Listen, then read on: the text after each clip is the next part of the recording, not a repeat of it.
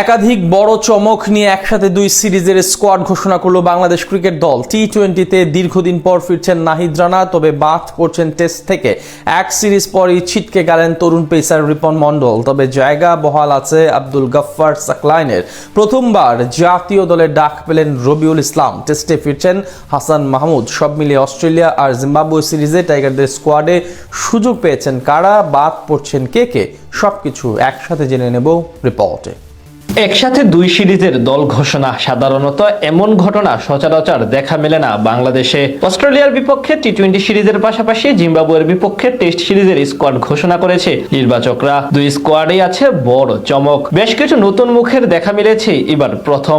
বিশেষ করে ক্যারিয়ারে কেবল একটি মাত্র টি-20 খেলা নাহিদ রানাকে প্রায় 10 মাস পর ফেরানো হলো সংক্ষিপ্ত ফরম্যাটে। 3 ম্যাচের ওয়ানডে সিরিজের পরেই অজিদের বিপক্ষে 4 বছর পর টি-20 সিরিজ খেলবে বাংলাদেশ দল, যেখানে রানার সাথে আছে আরো বেশ কিছু চমক। দলের ব্যাটিং অর্ডারে ওপেনার হিসেবে আছেন তানজিদ তামিম ও সাইফ হাসান। তাদের সাথে টপ অর্ডারের ব্যাটার হিসেবে আরো আছেন অধিনায়ক লিটন কুমার দাস। মিডল অর্ডারে বড় নাম তাওহিদ হৃদয়। ব্যাটাতে সবশেষ নিউজিল্যান্ডের বিপক্ষে সিরিজে বেশ ভালো পারফরমেন্স করেছিলেন তিনি। তার সঙ্গে আছেন বামহাতি পারভেজ হোসেন ইমন। এছাড়া নুরুল হাসান সোহান এবং শামীম হোসেন পাটোয়ারিও আছেন স্কোয়াডে।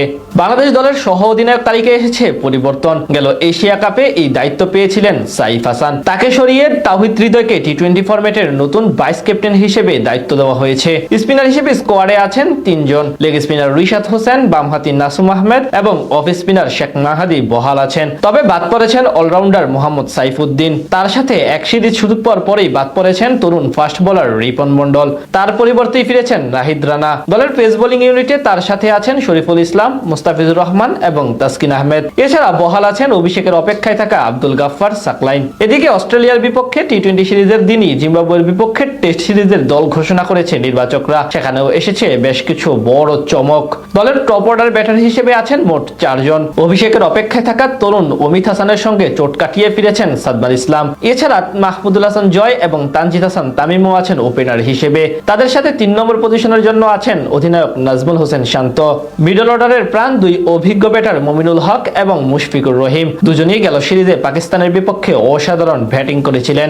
এছাড়া উইকেট কিপার হিসেবে আছেন লিটন কুমার দাস। চমক হিসেবে দ্বিতীয়বারের মতো টেস্ট দলে ডাক পেয়েছেন তাওহিদ হৃদয়। যদিও এখন অবধি সাদা পোশাকে অভিষেক হয়নি এই ব্যাটারের। প্রথমবারের মতো টেস্ট দলে সুযোগ পেয়েছেন পেস বোলার রবিউল হক। অন্যদিকে ওয়ার্কলোড ম্যানেজমেন্টের অংশ হিসেবে বিশ্রামে রাখা হয়েছে মেহেদী হাসান মিরাজ, নাহিদ রানা ও তাসকিন আহমেদকে। তাদের অনুপস্থিতিতে দলে ফিরেছেন পেস বোলার হাসান মাহমুদ ও খালেদ আহমেদ। দীর্ঘদিন পর ইনজুরি কাটিয়ে ফিরেছেন হাসান। অন্যদিকে খালেদ বাদ পড়লেও জিম্বাবুয়ের বিপক্ষে আবারও ফিরেছেন। মিরাজের অনুপস্থিতিতে স্পিনের আক্রমণের দায়িত্বে থাকবেন তাইজুল ইসলাম ও নাইম হাসান। আগামী 28 জুন হারারে স্পোর্টস ক্লাবে একমাত্র টেস্ট ম্যাচে দিয়ে জিম্বাবুয়ে সফর শুরু করবে বাংলাদেশ দল।